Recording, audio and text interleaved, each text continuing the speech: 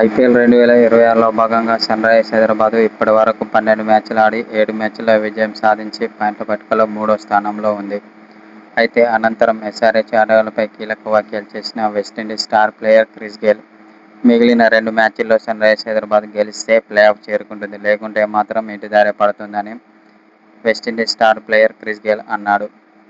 కాబట్టి మిగిలిన 2 మ్యాచ్ల్లో సన్రైజర్స్ హైదరాబాద్ ఆచితూచి ఆడాల్సి ఉంటుంది. ఏ ఒక్క చిన్న తప్పు జరిగినా సన్రైజర్స్ హైదరాబాద్ ఈ సీజన్లో ఇంటిదారి పడుతుందని క్రిస్ గేల్ అన్నాడు.